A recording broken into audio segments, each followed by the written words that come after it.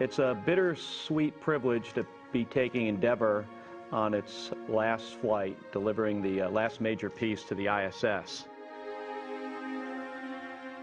I was there before they put the wings on it. It was just, so it was almost like it was my baby.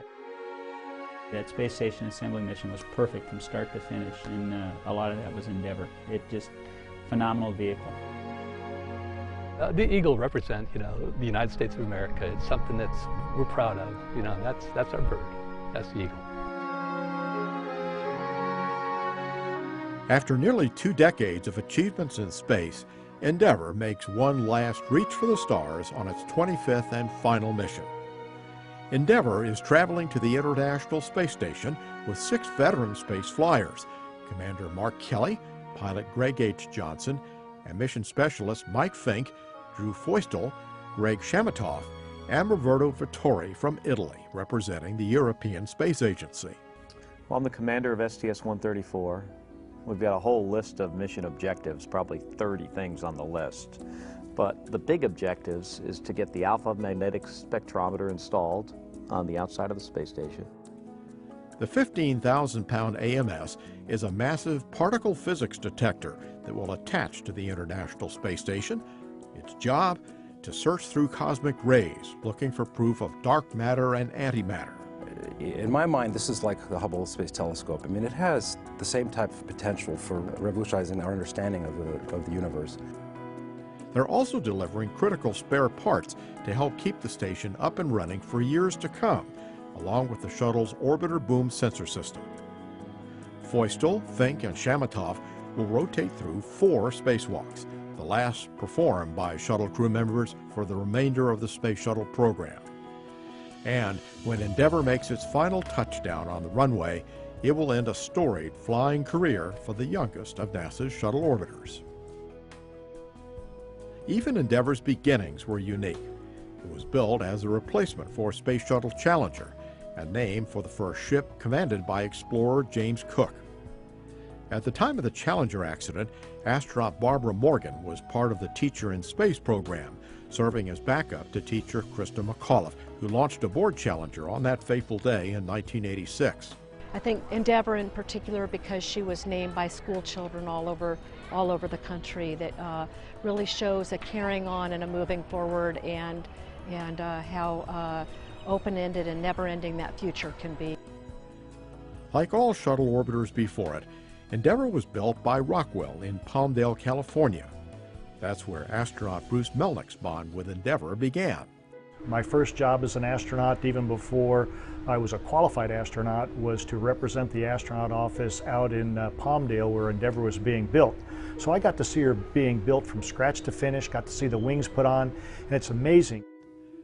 The nation's brand new space shuttle was delivered to Kennedy Space Center on May 7, 1991, exactly 1 year before its maiden flight. It was great to see Endeavour come in. We knew why it was coming, because it was replacing Challenger. So it was going to be the new fleet leader and the new kid on the block. Melnick was on Endeavour's first flight, STS-49. The 7-person crew faced an ambitious 8-day mission to repair the stranded Intelsat 6 satellite. I'll never forget when Dan Brandenstein, who was the chief astronaut at the time, asked me if I wanted to be on the first flight of Endeavour. I mean, you could hear me hooting and hollering, because that was going to be the premier mission at the time. Endeavour made history again during the last shuttle mission of 1993, when 7 astronauts upgraded the Hubble Space Telescope and improved its vision.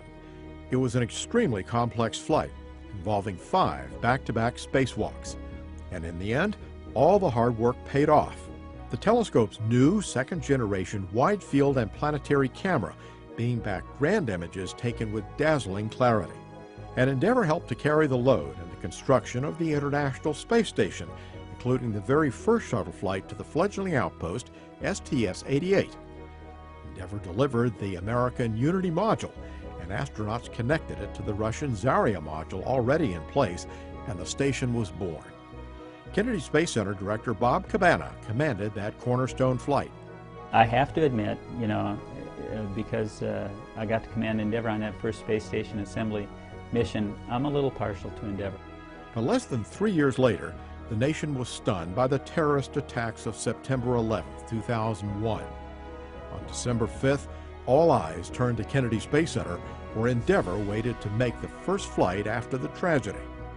Mike, first we'd like to say thank you to the entire KSC team for getting Endeavour in great shape.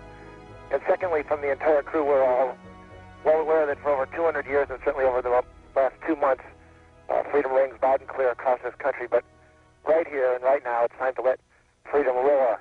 Let's light them up. We have booster ignition and liftoff of the Space Shuttle Endeavour, pushing our goals skyward using our station in space.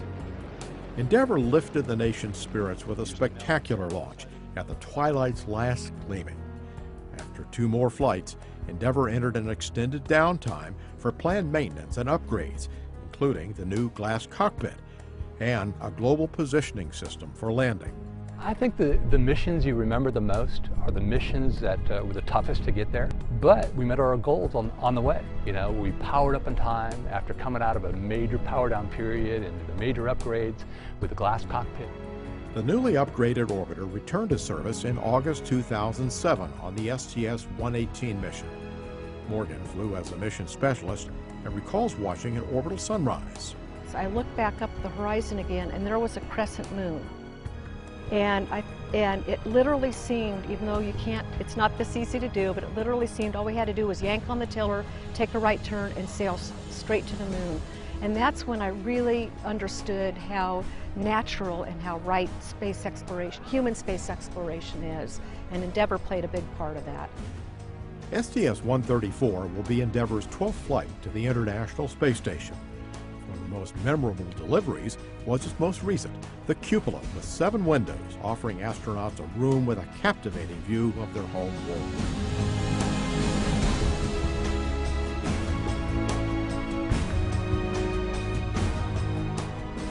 After 30 years, the shuttle program is coming to a close. When you look up and you see that vehicle take off the launch pad, I mean, it's just such a sense of pride, and you feel the shock waves hitting you in the chest, and it just vibrates you. It just brings a tear to your eye that, you know, we're a part of that program.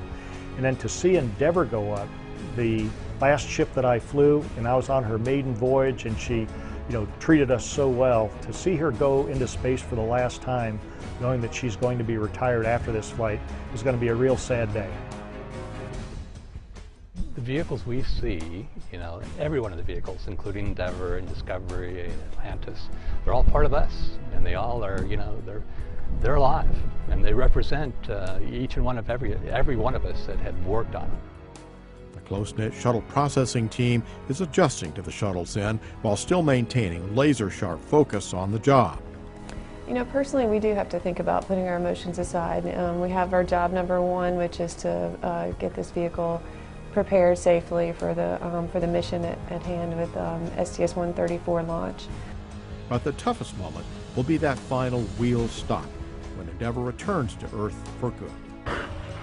Houston Endeavour, wheel stop. Roger, wheel stop, Endeavour. Welcome home. I didn't want to get out of the seat. I mean, this was my spaceship. You know, it really, that was hard getting out. In fact, of all the things I've done, it was hard. Getting out of that seat and giving Endeavour back to the team was, that was tough. When Endeavour flies for the last time, it'll be show respect for everything that we've done for many, many years. We love the shuttle program, and we love this vehicle. Any vehicle that flies has to, you know, prove that it's flight worthy, and Endeavour did that. It's been a great vehicle.